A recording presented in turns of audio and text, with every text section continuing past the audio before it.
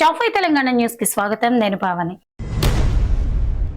తెలంగాణ హైకోర్టులో OG cinema నిర్మాతకు రెండోసారి కూడా వ్యతిరేక తీర్పు వచ్చింది.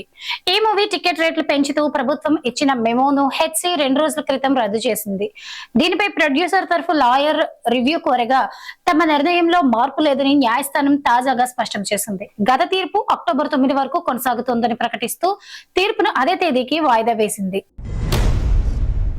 ఓటుకు నోటు కేసు నిందితులు సీఎం రేవంత్ రెడ్డి, మాజీ ఎమ్మెల్యే సండ్ర దాఖలు చేసినటువంటి పిటిషన్లపై విచారణను సుప్రీంకోర్టు అక్టోబర్ 14కి వాయిదా వేసింది.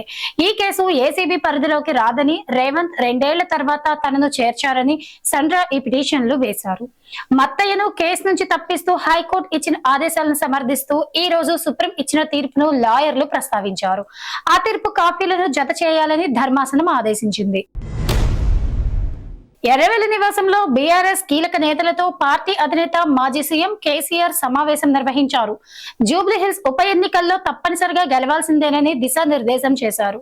ఈ భేటీలో పార్టీ వర్కింగ్ ప్రెసిడెంట్ కేటీఆర్, మాజీ మంత్రులు హరీష్ రావు, మహమ్మద్ అలీ, పద్మారావు గౌడ్, సబితా ఇంద్రారెడ్డి పాల్గొన్నారు. అటు తనపై నమ్మకంతో ఉప ఎన్నికల్లో పోటీ చేసే అవకాశం ఇచ్చారని కేసీఆర్ కు మాగంటి సునీత కృతజ్ఞతలు తెలిపారు.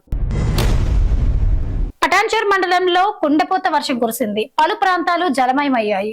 మండలంలోని ముత్తంగి నుంచి ఇంద్రేశం వైపు వెళ్లే సర్వీస్ రోడ్లో నక్కవాగు ఉప్పొంగుతోంది. ఎగువ ప్రాంతం నుంచి భారీ వరద రావడంతో ఈ సర్వీస్ రోడ్డుపై నక్కవాగు ప్రవహిస్తోంది. దీంతో వాహన రాకపోకలకు తీవ్ర అంతరాయం నెలకొంది. దాంతో అప్రమత్తమైన పోలీసులు వాహన రాకపోకలను నిలిపివేశారు. రాష్ట్రంలోని జూనియర్ కాలేజీలకు రేపటి నుంచి దసరా సెలవులు ప్రారంభం కానున్నాయి.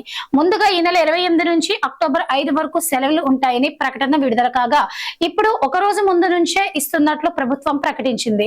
సెలవుల్లో క్లాసులు నిర్వహిస్తే కఠిన చర్యలు తీసుకుంటామని ఇంటర్ బోర్డు అధికారులు హెచ్చరించారు. ఇది వాటి టాప్ 5 తెలంగాణ న్యూస్. రేపటి టాప్ 5 తెలంగాణ న్యూస్ లో మళ్ళీ కలుద్దాం.